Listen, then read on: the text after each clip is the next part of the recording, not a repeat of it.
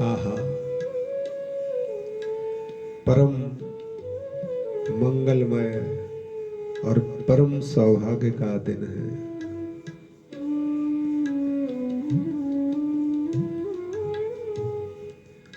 जीवन में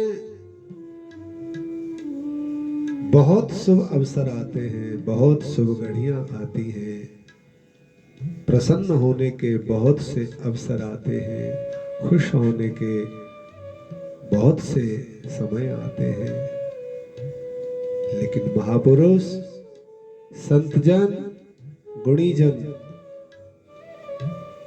उन पलों को, उन क्षणों को, उस समय को बहुत पावन, पुनीत और पवित्र कहा गया है। जिस क्षण हम ठाकुर का स्मरण करने के लिए समय निकालें, जिस समय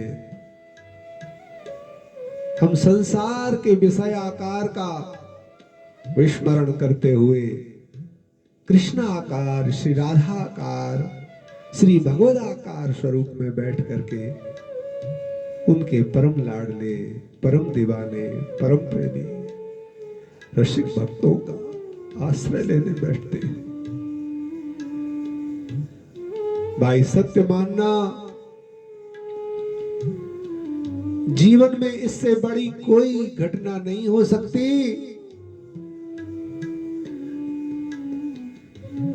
कि मनुष्य जीवन प्राप्त करके भी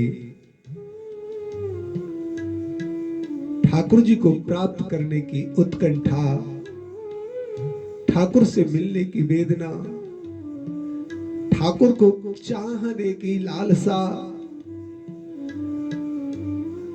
एक प्रभु के प्रेम की एक झलक पाने की वो तीव्र उत्कंठा हृदय में, प्रभु की दूरी को अनुभव करके जीवन में तड़पने की एक वो घड़ी,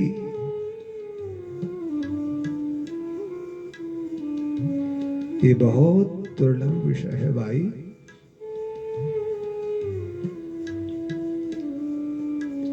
परम सौभाग्य का वह सो अवसर है जब हम भगवतीय स्मरण करने के लिए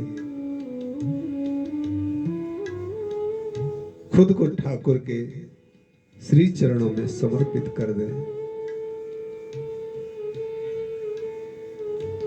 और ठाकुर को प्रसन्नता कब होती है? मेरे प्रभु प्रसन्न जब होते हैं जब भगवान की कथा, भगवान का भजन, भगवान का कीर्तन, भगवान के स्मरण में जीव रहे, तब प्रभु प्रसन्न रहते हैं। लेकिन उससे भी अधिक और उससे भी ज्यादा प्रभु का प्रेम हमको तब प्राप्त हो जाता है। ठाकुर की प्रसन्नता हमको बहुत ज्यादा प्राप्त तब हो जाती है जब हम उनके परम लाडले, परम प्रेमी, परम रसिकों की वाणी सुनते हैं, परम रसिकों के बारे में सुनते हैं, ठाकुर के परम प्रेमी, परम दीवानों का चरित्र सुनते हैं। ऐसा कोई दीवाना जिसने न तन की परवाह की हो, न मन की परवाह की हो, न जगत की परवाह की हो, न जीवन की परवाह की हो, ऐसा कोई दीवाना जिसने अपने जीवन को दांव पे लगा दिया हो मात्र एक झलक पाने को, बस प्रभु के प्रेम की एक दिव्य अनुभूति के लिए जिसने पूरा संपूर्ण जीवन दांव पे लगा दिया हो, ऐसे रसिक प्रेमियों का प्रेम प्राप्त हो जाए तो क्या कहना। ऐसे रसिक प्रेमी हमारे जीवन में यदि आ जाए तो फिर क्या कहना। महापुरुष जन कहते हैं ठाकुर को प्रसन्न करने का, प्रभु को प्रसन्न करने का मार्ग केवल प्रभु से प्रीति ही है। बहुत बड़े बड़े आप यज्ञ करें, ऐसी बात नहीं है कि वह यज्ञ भगवान को प्रिय नहीं है। यज्ञ वही विष्णु, यज्ञ वही कृष्ण, यज्ञ से भगवान प्रसन्न होते हैं।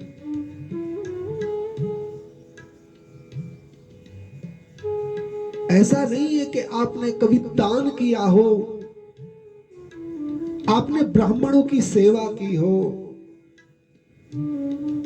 संतों की सेवा की हो, तो प्रभु प्रसन्न नहीं होते हो। नहीं नहीं, उससे भी प्रभु प्रसन्न होते हैं। ऐसा नहीं कि आपने कोई यात्रा की हो और उस यात्रा को देख करके प्रभु प्रसन्न नहीं होते हो। ठाकुर प्रसन्न होते हैं। ठाकुर को प्रसन्नता होती है आपको तीर्थ यात्रा करते देख। आप जप करो, आप तप करो, आप यज्ञ करो, आप कोई धार्मिक अनुष्ठान करो, आप संतों की सेवा करो, आप ब्राह्मणों की सेवा करो, आप ग्रंथों का आश्रय लो, आप तीर्थों का आश्रय लो, आप गंगा यमुना सरस्वती गोदावरी नर्मदा त्रिवेणी क्षिप्रा बैतरणी गंडकी आदि आदि सब तीर्थ स्थल, सब भगवतियों का आश्रय लो। ऐसा नहीं है कि प्रभु प्रसन्न नहीं हो, ठाकुर प्रसन्न होते हैं, लेकिन एक चरम सीमा होती है प्रसन्न होने की कि तत्काल ठाकुर प्रसन्न हो जाए। और वो मार्ग मेरे गुरुजन कहते हैं, ठाकुर के जो रसिक हैं, ठाकुर के जो प्रेमी हैं, ठाकुर को प्राप्त करने वाले जो उनके लाडले हैं, उनकी मंगलमय कथा, उनकी मंगलमय चर्चा, उनकी सुमंगलमय जगत पावन करने वाली मंगल गाथा को कोई श्रवण करे, कोई कहे, तो भाई कथन कहने वाले का भी कल्याण और श्रवण करने वाले का भी कल्याण। क्योंकि कथन और श्रवण दोनों ही मेरे प्रभु को अति प्रिय है।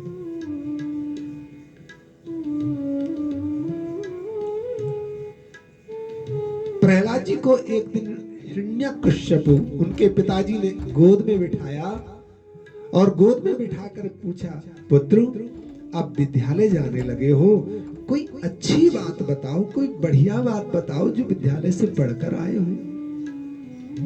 प्रहलाद जी ने विचार किया, पूज्य पिताश्री अच्छी बात पूछ रहे हैं, वैसे तो ये कभी कोई अच्छी बात, धर्म की बात, कर्म की बात, सत्कर्म की बात, भगवतीय वार्ता न कभी कहने देते हैं, न पूछते हैं, न इनके राज्य में कोई कर सकता है यह। लेकिन आज मेरे पिताजी अगर कोई अच्छी बात पूछ रहे हैं तो क्यों ना इनको सर्वोत्तम बात बताई जाए। अच्छी तो बहुत सी बातें होती हैं, लेकिन इन अच्छी बातों में सर्वश्रेष्ठ जो बात होती है वो करनी चाहिए। तो प्रहलाद जी कह रहे हैं पिताजी को, श्रवणम कीर्तनम विष्णु, श्रवणम कीर्तनम विष्णु, स्मरणम पाद सेवनम। श्रवणम कीर्तनम विष्णु, स्मरणम पाद सेवनम, अर्चनम वंदनम दास्य सक्ष्म आत्मनिवेदनम। हे पिताजी, हे मेरे जन्मदाता, संसार में इस जीव के आने का केवल एक लक्ष्य है, जो परम पिता है, परम पुरुष है, परमात्मा है, वह जगदाधार है, जगत नियंता है, जगत भरता है, जगत करता है, जगत कल्याण कारक है, जगत का कल्याण है, जगत का कारण है, कारणों का भी कारण है। वो परम पुरुष भगवान श्री नारायण, भगवान श्री हरि, भगवान श्री कृष्ण की प्राप्ति का सुलभ साधन ही परम उत्कृष्ट है। हे पिताजी, उस प्रभु को पाने के बड़े उपाय कहे गए हैं, लेकिन महापुरुषों ने 9 उपायों को सर्वप्रथम रखा है। इन 9 उपायों में भी, 9 कारणों में भी नौ हेतुओं में भी जो सर्वोत्कृष्ट है, सर्वप्रथम है, वह श्रवण है।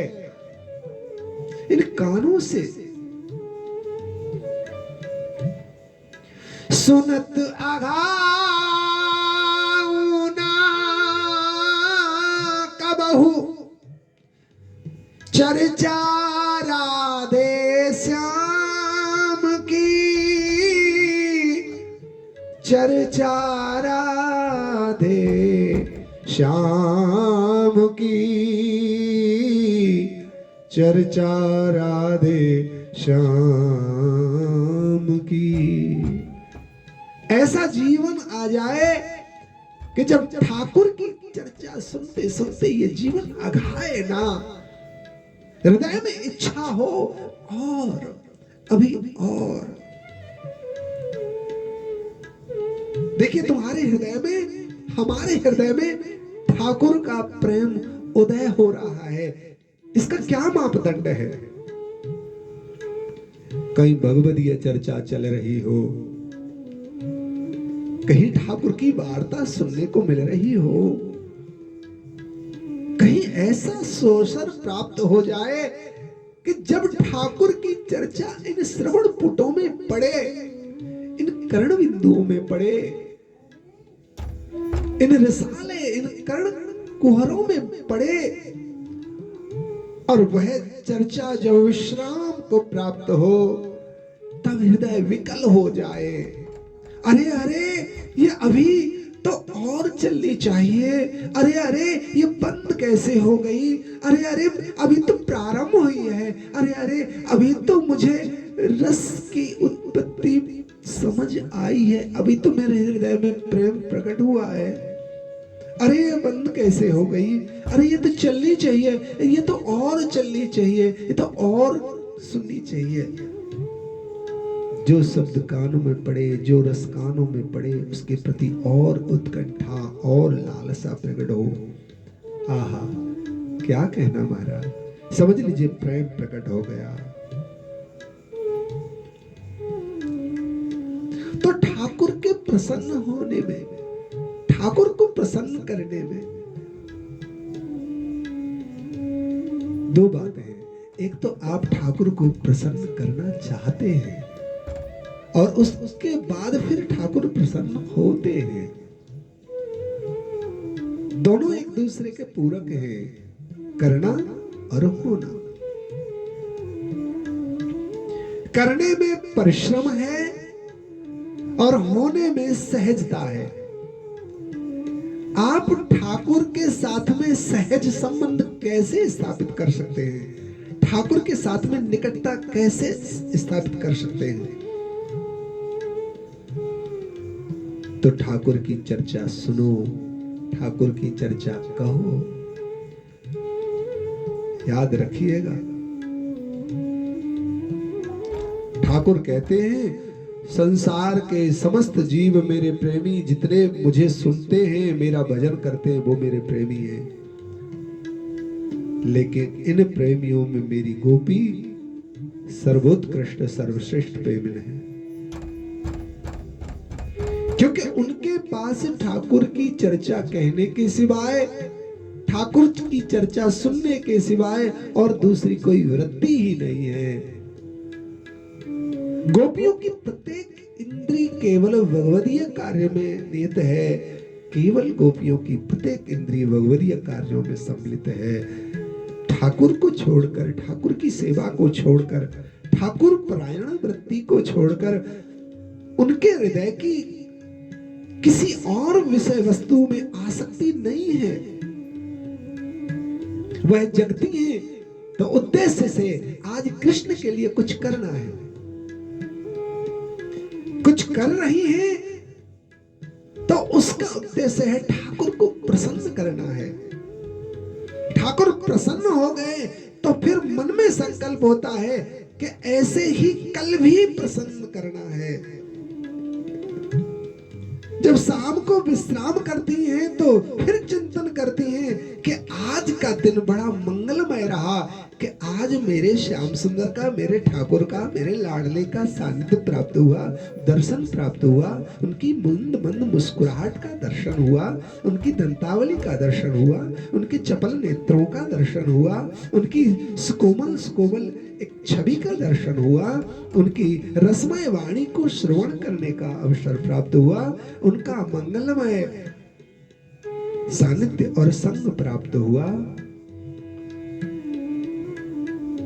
गोपियों की प्रत्येक चेष्टा ठाकुर के लिए है। इन सबों में श्रेष्ठ ठाकुर को सुनना है।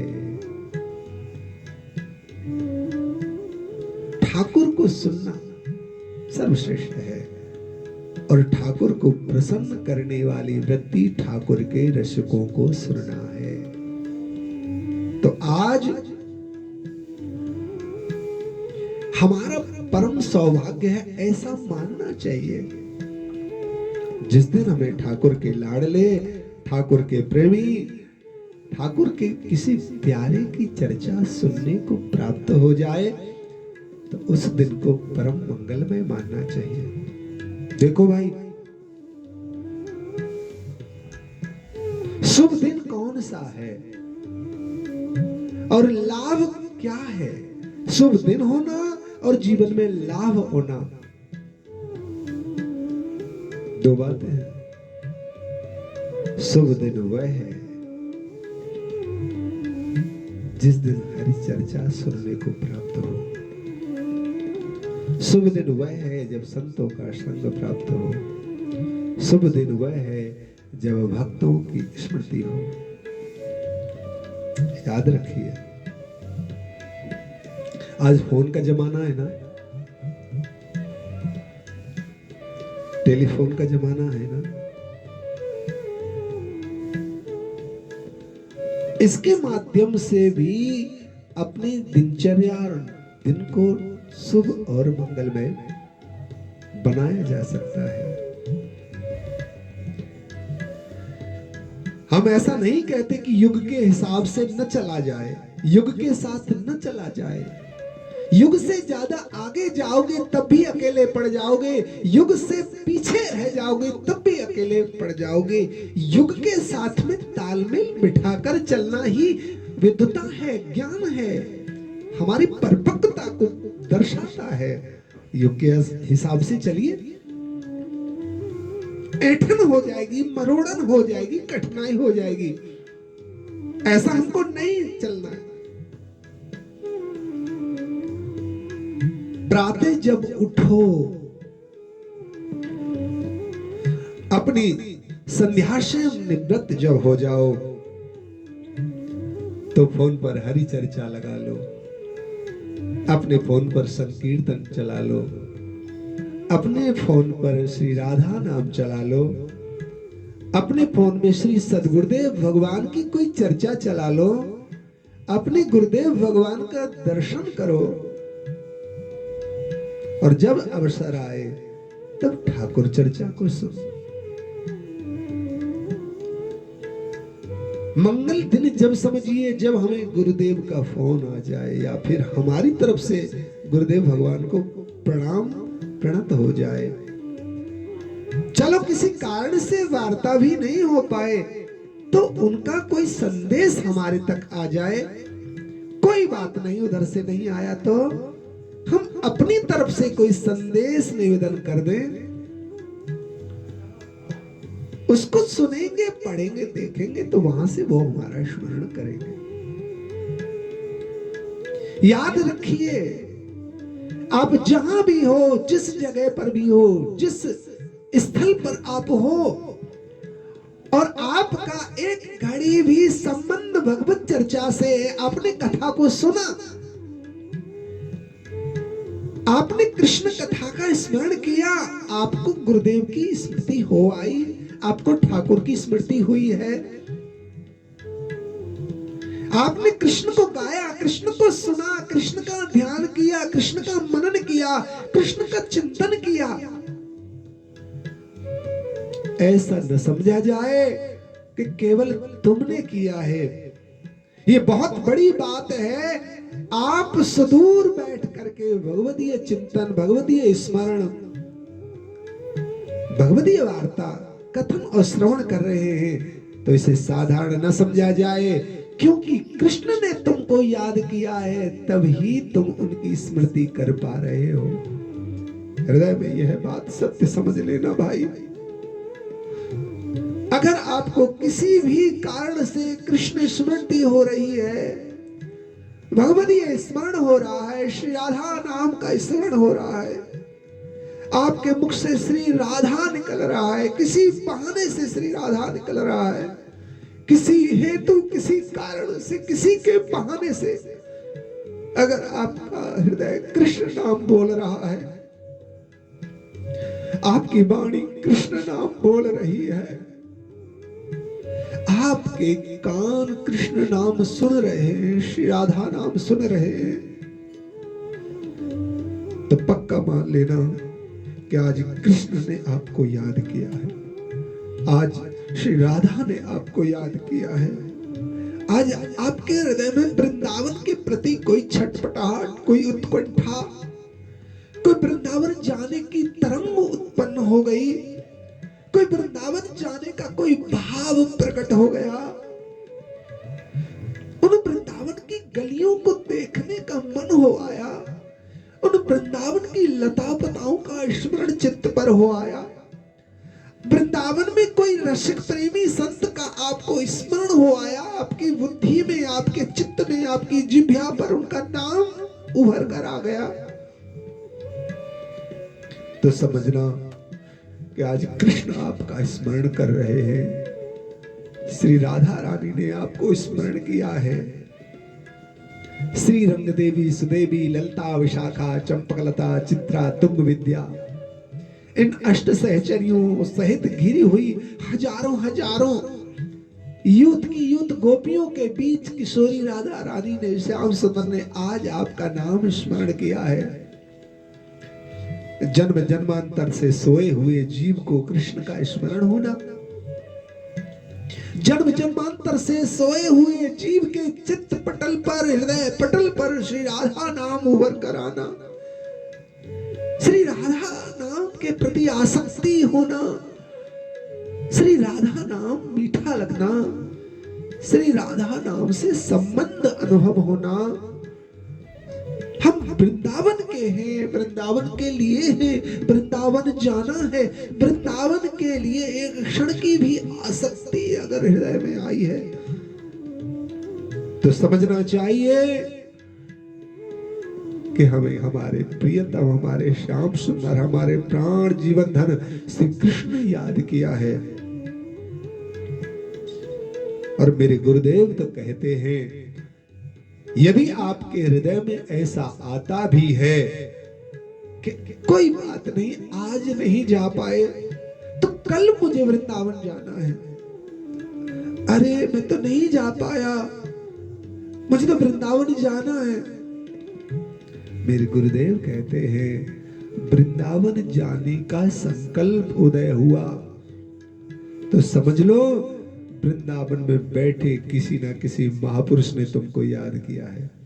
वृंदावन में बैठे बैठे किसी संत ने आपका स्मरण किया है, आप ये पक्का समझ लें।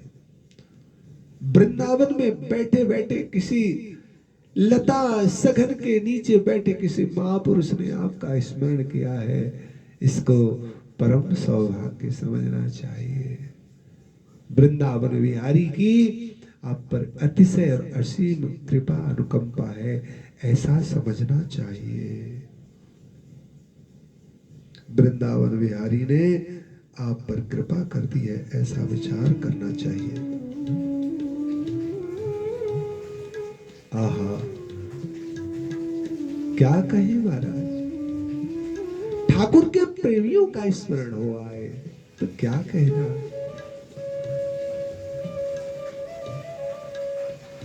भगवंत कृपा तो भगवंत कृपा है, उसका क्या कहना। जापे गोस्वामी जी कहते हैं चौपाई में, जापे कृपा राम की होई, तापे कृपा करे सब कोई। भगवती कृपा जिस पर हो जाए, ठाकुर कृपा जिस पर हो जाए, उस पर सब कृपा करते हैं। महापुरुष कहते हैं भगवंत कृपा से भी बड़ी होती है संत कृपा। भगवंत कृपा से भी अव्वल दर्जे की, ऊंचे दर्जे की संत कृपा होती है।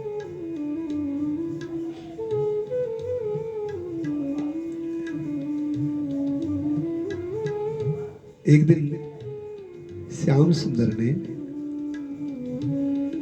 अपने भक्त से कहा, अपने एक संत से कहा, बाबा जी, प्रभु जी, मेरे हृदय में बहुत दिन से एक प्रश्न डोलता है। जी प्रभु जी कहिए। संकोच बस मैं वह बात पूछना चाहता हूं। जी मेरे प्रभु आज्ञा तो करें भगवान। ओहो, क्या पूछा श्याम सुंदर ने? ठाकुर कहते हैं युगों युगों से मैं इस जीव की रक्षा करता आ रहा हूं, हर युग के राक्षसों से बचाता आ रहा हूं। इस जीव का पालन धर्ममय हो जाए, इसलिए धर्म की रक्षा करता आ रहा हूं। जन की रक्षा करता हूं, मन की रक्षा करता हूं, धन की रक्षा करता हूं, जीवन की रक्षा करता हूं। जी प्रभु जी आपका प्रश्न क्या है भगवान? ठाकुर कहते हैं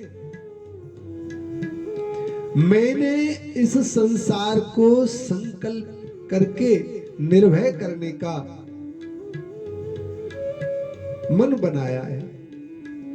हमेशा इस जीव के कल्याण के लिए, जगत के कल्याण के लिए, धर्म की स्थापना के लिए मैं तत्पर रहता हूं।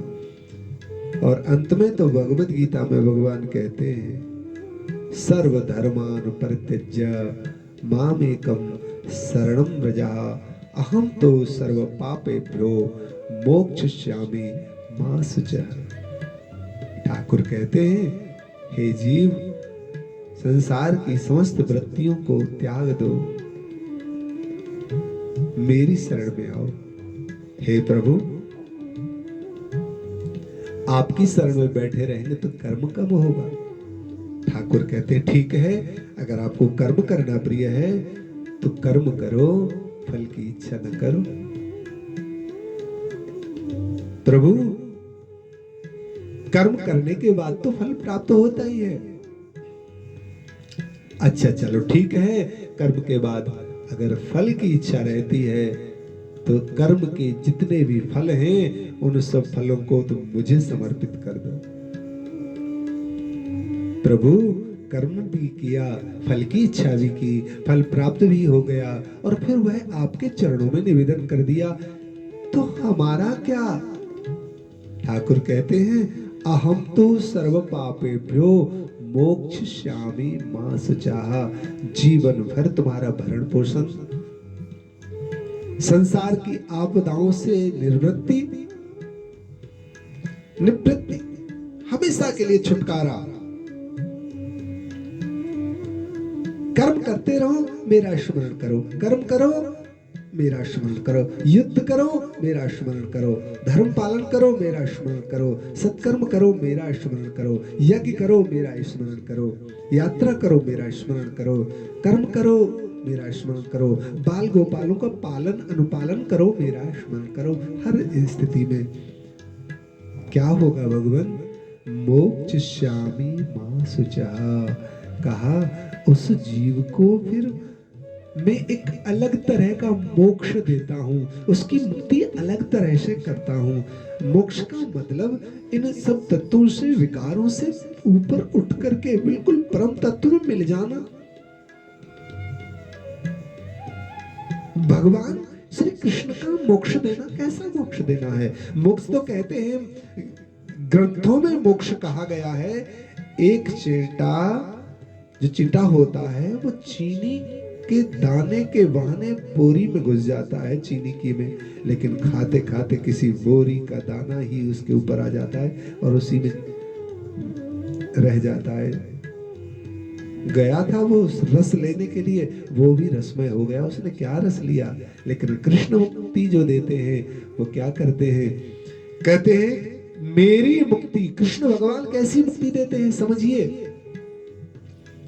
कृष्ण भगवान उस जीव को संसार की आसक्तियों से छुड़ाकर, संसार की हर वृत्ति से हटाकर, संसार की हर प्रवृत्ति को भुला करके ठाकुर उस जीव का हाथ पकड़ करके परवश हृदय से लगाकर किशोरी राधा रानी के चरणों में पटक देते हैं। हे प्रियाजू, मेरी यहां तक जिम्मेदारी अब खत्म हुई, अब आप जानो, आपका कार्य जाने।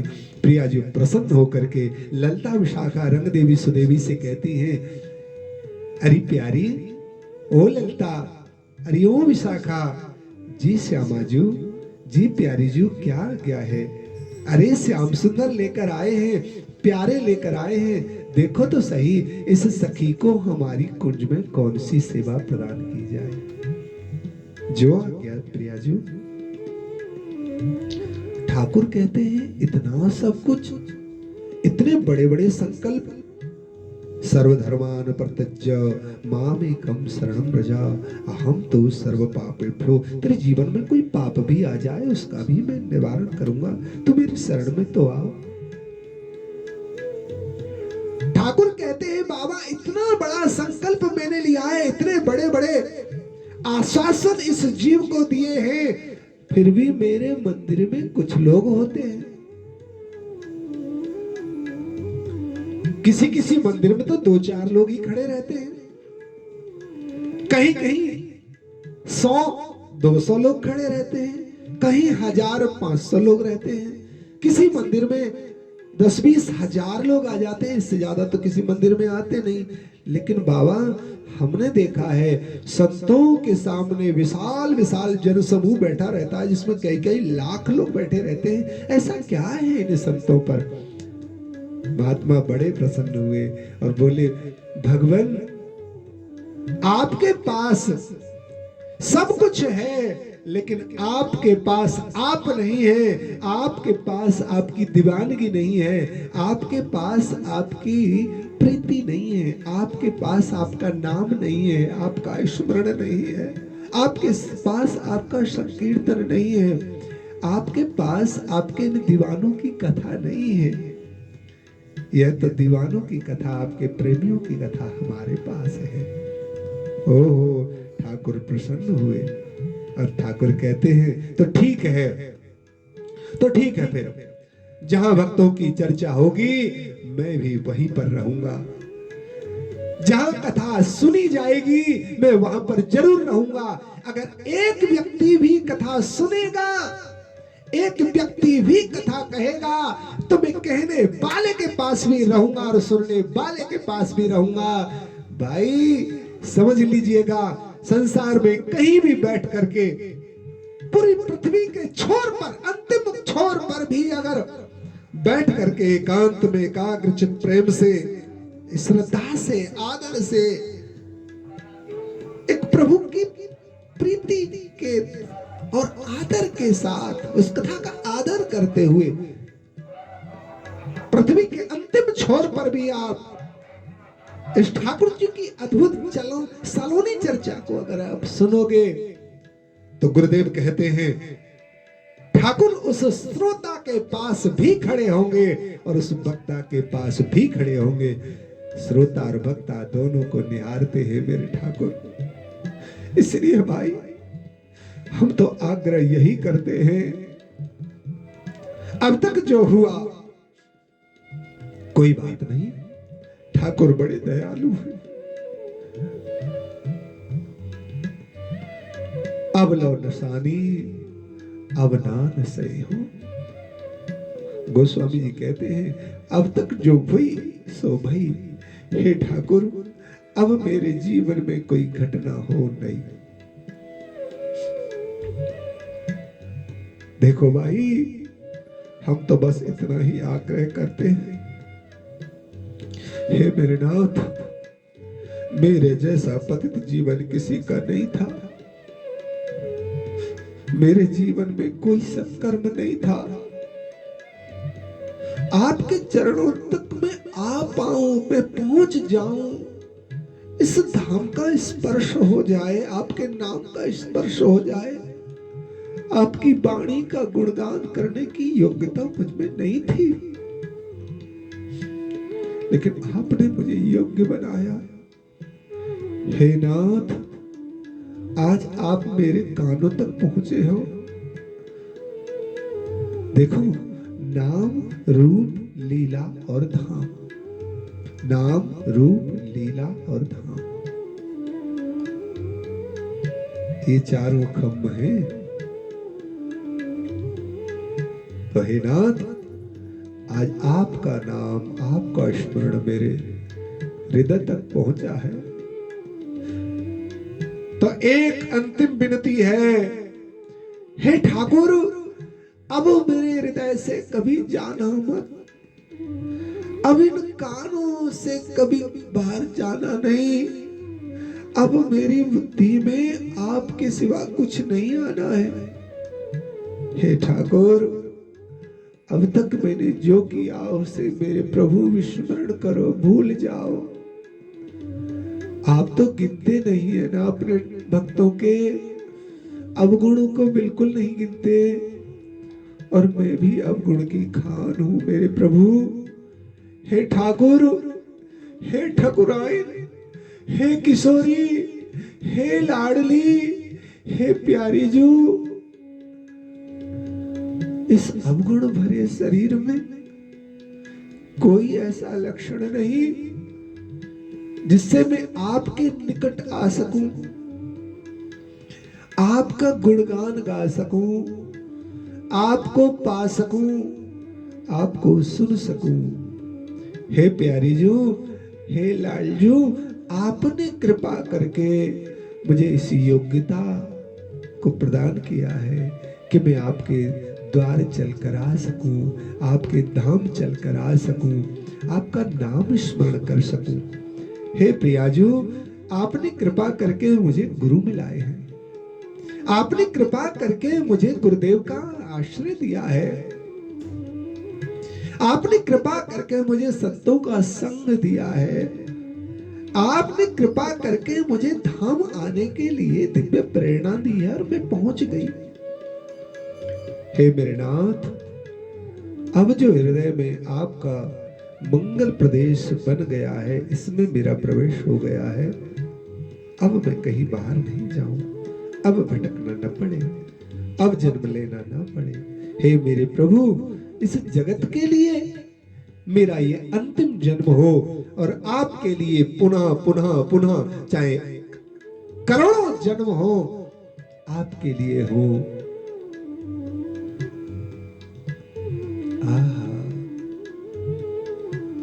हे प्रभु, अब आप कृपा करना। दयालु, बड़े कृपालु हैं।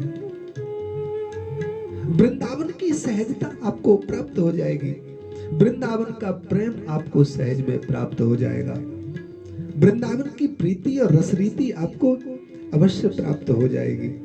अरे ठाकुर बड़े दयालु हैं। माना आपकी पहुंच नहीं है ठाकुर तक, हम मानते हैं हमारी पहुंच नहीं है, लेकिन ठाकुर की तो है। आज आप कथा सुन रहे हो, आज ठाकुर जी की बात सुन रहे हो, ठाकुर के प्रेम की चर्चा सुन रहे हो, ठाकुर का स्मरण सुन रहे हो, ये ठाकुर नहीं तो क्या है? आपकी पहुंच वृंदावन तक नहीं है, लेकिन उस परम दयालु कृपालु और रस भरे वृंदावन की पहुंच तो देखो। वो अपने नाम सहित, अपनी गुणों सहित, अपनी वाणी सहित, अपने स्वभाव सहित, अपने प्रभाव सहित आपके कर्ण कुहरों के द्वारा आपके हृदय पटल पर पहुंच रहा है। वृंदावन की पहुंच बहुत दूर तक है। कोई महापुरुष कहते हैं कितना बड़ा वृंदावन है, कहते हैं पृथ्वी के अंतिम छोर पर भी जहां कोई श्री राधा नाम लेने वाला जीव हो, उस राधा नाम लेने वाले जीव तक वृंदावन की पहुंच है, वहां तक है वृंदावन। क्योंकि राधा नाम वृंदावन से बाहर है ही नहीं, और जहां राधा नाम है वहां तक वृंदावन की पहुंच है। आप वृंदावन से दूर नहीं है। वृंदावन से दूर खुद को मत समझो। हम वृंदावन के हैं, वृंदावन के थे, वृंदावन के रहेंगे। हम राधा रानी के थे, राधा रानी के हैं, राधा रानी के ही रहेंगे। हम कृष्ण के थे, कृष्ण के हैं, कृष्ण के ही रहेंगे। प्रभु को प्रसन्नता होती है जब उनके लिए कोई संकल्पित होता है, ठाकुर के लिए कोई संकल्प करता है। मेरे प्रभु को वो बहुत प्रिय लगता है।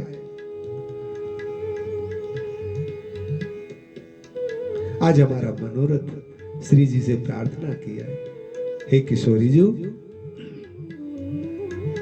ऐसी कृपा करो कि आपके स्मरण में हम बने रहे। ऐसी कृपा करो कि आपकी स्मृति हृदय में बनी रहे। ऐसी कृपा करो कि आपका आवरण इस देह पर किसी न किसी रूप में बना रहे। संतों के संग के द्वारा, गुरु की कृपा के द्वारा, आपके सत्संग के द्वारा, आपकी चर्चा के द्वारा, आपका वंदन अभिनंदन के द्वारा, आपकी वाणी सुनने के द्वारा, मुख पर भजन करने के द्वारा, राधा नाम संकीर्तन के द्वारा ये आपका संग बना रहे। तो इसी श्रृंखला में प्रियाजू ने प्रेरणा की कि आज से रसकों के रस संवर्धन के लिए, प्रिया प्रीतम के प्रेम सुख संवर्धन के लिए उनको रसमयी चर्चा सुनाई जाए। तो मेरे प्रिया प्रियतम विराजमान हैं, मेरी श्री जी ठाकुर जी विराजमान हैं। आप दोनों को मैं आज से एक मंगल चरित्र, आपकी परम प्यारी, परम दीवानी, परम लाडली भगवती मीराबाई सा का चरित्र मैं आपको सुनाता हूँ। भाई, मीराबाई प्रेम दीवानी हुई है। एक तो प्रेम, प्रेम होना, देखो प्रेम करना और प्रेम होना अलग अलग बात है। प्रेम करने में थोड़ी बनावटी हो सकती है, थोड़ी मिलावटी हो सकती है, लेकिन प्रेम होने में सहजता होती है। प्रेम होने में सहजता होती है, इसलिए थोड़ी सहजता आए जीवन में। आहा, सहजता तो होनी चाहिए।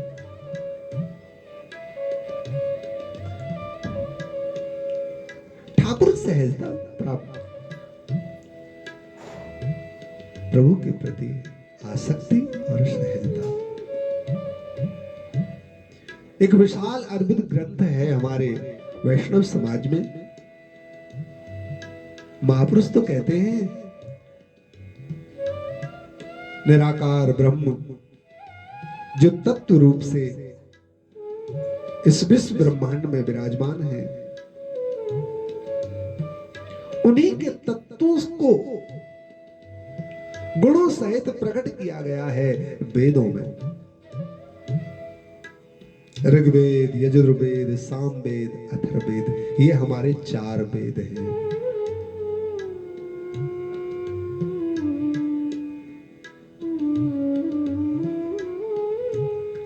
चार वेदों को थोड़ा क्लिष्ट समझा गया है, नहीं समझ पाते जीव उस तत्व को। तो फिर 6 शास्त्रों का निर्माण हुआ है हमारे जगत के वैष्णव कल्याणों के लिए। 6 शास्त्र,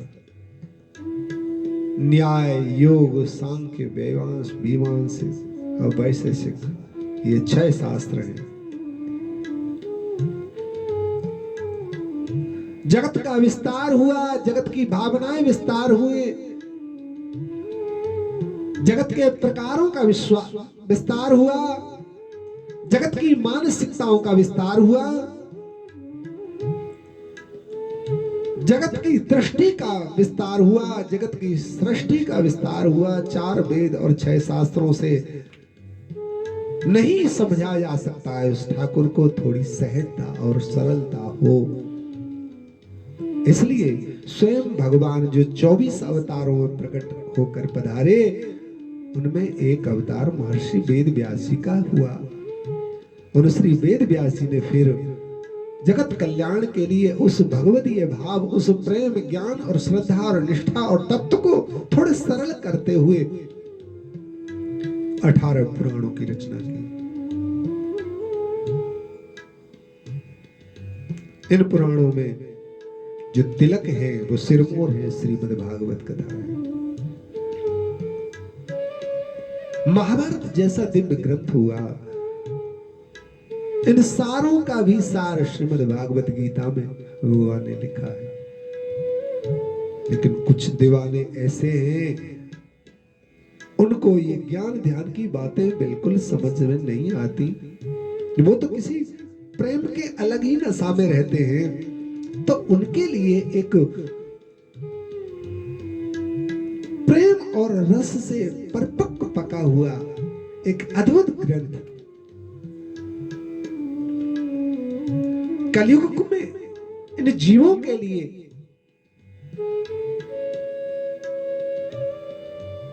आहा, श्री गोस्वामी नाभाजी के द्वारा एक भक्तमाल नाम से सुजगत विख्यात एक अद्भुत ग्रंथ की सेवा प्राप्त हुई।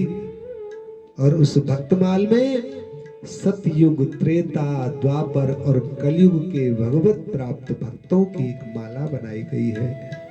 भक्तों की एक श्रृंखला है, उसी को भक्तमाल ग्रंथ कहा गया है। इन भक्तों के लिए अलग अलग छप्पे गाए गए हैं। इन छप्पे को विस्तार तो श्री प्रिया शरण जी ने किया है। उसी श्रृंखला में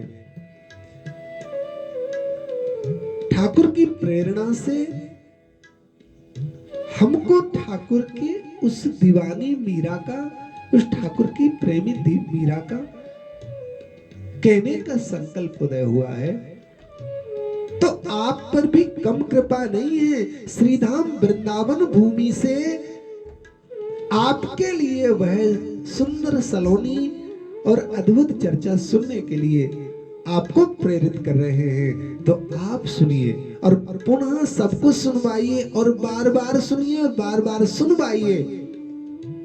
आज से हम यहाँ पर भगवती और लाडली प्यारी मीराबाई शाह का मंगलमय चरित्र सुनेंगे।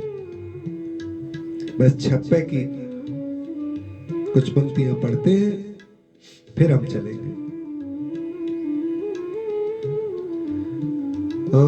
लोक लाज कुल संखला,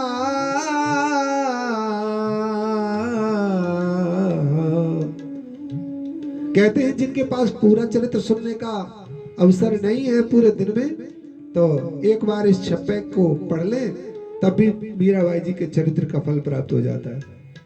पर हम तो यहाँ पर विस्तार से सुनेंगे। हमको बहुत जल्दी नहीं है, ना आपको सुनने की बहुत जल्दी है, ना हमको कहने की बहुत जल्दी है। मीराबाई के जीवन की एक एक घटना को हम सविस्तार सुनेंगे।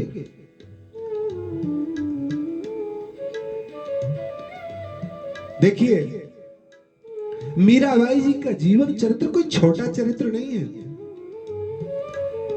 आज संसार में समाज तक बाई जी का केवल चरित्र 2, 4, 6 बातें ही सब समझ पाते हैं। जगत तक 2, 4 बातें ही हैं। राणा नाम के एक सम्राट ने उनको बड़ा दुख दिया, कभी विष दिया, कभी सर्पों को छोड़ा, बड़े बड़े प्रकार के कष्ट दिए। और ठाकुर के साथ में मीराबाई का प्रेम, कुछ 2, 4 बातें संसार में जगत के सभी रसिक प्रेमी जानते हैं। लेकिन भाई, मीराबाई जी का जीवन 1561 में प्रकट हुई राजस्थान में, और 1627 तक उनका जीवन रहा। मीराबाई साहब पृथ्वी पर 66 वर्ष रही। 66 वर्ष में एक एक दिन की घटना है। कहां से उनके हृदय में प्रेम प्रकट हुआ, कैसे उनके जीवन में प्रेम की उत्पत्ति हुई, कैसे उस जीवन में प्रेम का विस्तार हुआ।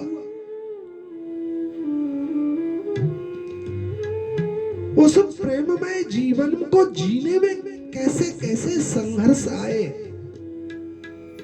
क्या उन संघर्षों को देख करके क्या मीराबाई का जीवन कभी रुका, क्या कभी झुका, क्या मीरा कभी ठाकुर से विलग अलग थलग कभी हुई?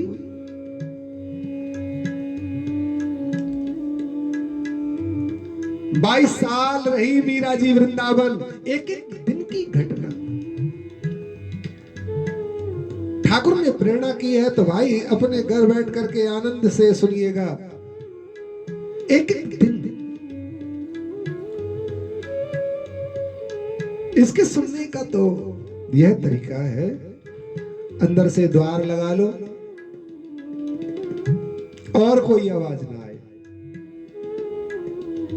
नेत्र बंद करो और अपने आप को वृंदावन ले जाओ। और याद रखिएगा, ये तो मीराबाई जी का चरित्र है, कोई सा भी चरित्र, क्योंकि अब हम दैनिक रसिक भक्तों की चर्चा आप तक पहुंचाएंगे। हम सब कथन और श्रवण करेंगे, इसका सौभाग्य प्राप्त करेंगे।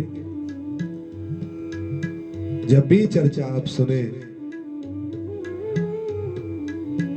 तो बेशक पूरे दिन काम करते करते भी सुने, प्रसाद बनाते समय भी सुने, प्रसाद पाते समय भी सुने, कोई कार्य हो रहा हो उस कार्य को करते हुए भी सुने, लेकिन एक बार तो कम से कम प्रातःकाल ही उठ के धार सखी को भाव जाए मिलो निज कुंज में, या को यही उपाय।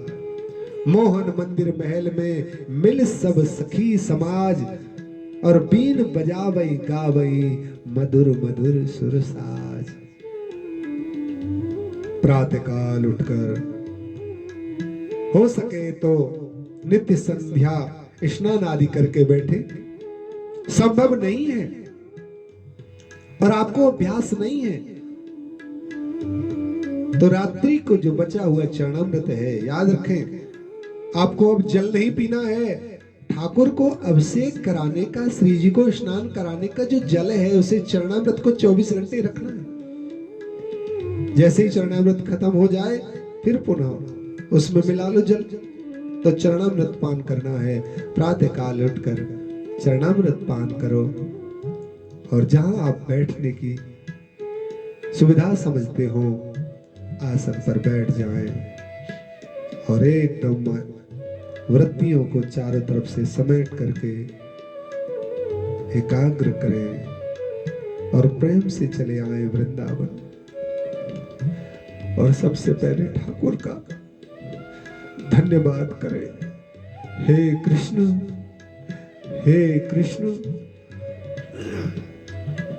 भाई,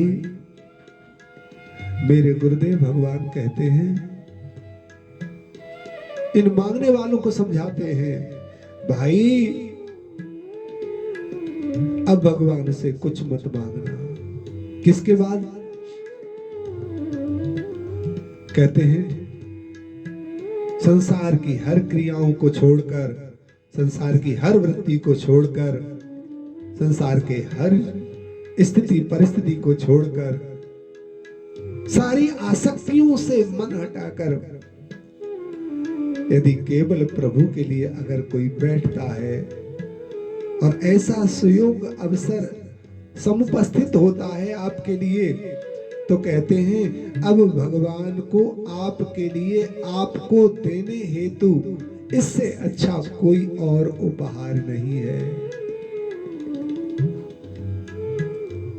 यदि भगवान को प्राप्त करने के लिए, भगवान को सुनने के लिए, भगवान को कहने के लिए, ठाकुर का स्मरण करने के, ठाकुर के होने के लिए सब आसक्तियों से खुद को हटाकर, यदि जिस काल, जिस समय, जिस घड़ी आप बैठते हो, तो ठाकुर को उस घड़ी, उस पल, उस क्षण, उस दिन से बढ़िया आपको देने के लिए अब और कुछ नहीं है, और मांगना भी नहीं है, और हमें चाहत भी नहीं है इससे ज्यादा कुछ, हम चाहते भी नहीं। देखो भाई, हम अपने हृदय की पीड़ा कहते हैं, हम अपने हृदय की बात कहते हैं। ग्रंथों का ज्यादा हमने पठन पाठन तो किया नहीं है, हम आपको पूरे ग्रंथों को खोल खोल करके समझाएं, ऐसी हमारी सामर्थ्य नहीं है। हृदय की कुछ बात कहेंगे, कुछ हृदय की बातें कहेंगे, कुछ ठाकुर की चर्चा कहेंगे। जो चर्चा हृदय में बैठ गई है वही बात हम आपको कहेंगे। एकाग्र होकर बैठिए और मन ही मन मेरे श्याम सुंदर को स्मरण कीजिए। हे ठाकुर, तुमने जो अवसर दिया है इसे बनाए रखना। तुमने जो इच्छा और आसक्ति दी है इसे बनाए रखना। अब मेरा मन उस कुंज में ही विचरण और भ्रमण करता रहे, जैसे एक बौर का दीवाना भौरा उस कमल पर ही मड़राता रहता है, ऐसे ही ये ठाकुर अब ऐसी कृपा करना। आपकी वाणी, आपके नाम, आपके धाम, आपके प्रेमी रसिक संतों के आसपास ही मैं मड़राता रहूं, आपके चरित्र में ही मेरा चित्त अवगान करता रहे, आपकी भक्ति में ही मेरी आसक्ति हो जाए। और प्रातः बैठिए, ज्यादा नहीं भाई, 1 घंटा तो कम से कम सुबह बैठकर अपने लिए निकालो। सबके लिए समय देते हो, सबका मन रखने के लिए आप कुछ न कुछ अच्छा बोलते हो, किसी से नहीं बात करना चाहते तब भी बोलते हो, सबके लिए प्रसाद बनाते हो, सबके लिए धन कमाते हो, सबके लिए समय देते हो, जीवन सब दुनिया पर खर्च कर चुके, इतना बहुमूल्य जीवन सब पर खर्च करते चले आ रहे हो। तन भी खर्च कर दिया है, मन भी खर्च कर दिया, धन भी खर्च कर दिया, इतना बहुमूल्य, इतना कीमती हीरे से भी अनमोल यह जीवन खर्च कर दिया है। मेरे भाई, अब अवसर आया है, ये समय अपने लिए खर्च करो, ठाकुर के लिए खर्च करो, मेरे प्रभु के लिए, उनकी प्रसन्नता के लिए। मीराबाई को दीवानी सब बोलते हैं, 9 हमको कोई दीवानी कब कहेगा? 5 6 8 ओहो, 1 Shri 1 8 3 7 9 Radha, Shri Radha, Shri Radha, You have a car. Shri Radha.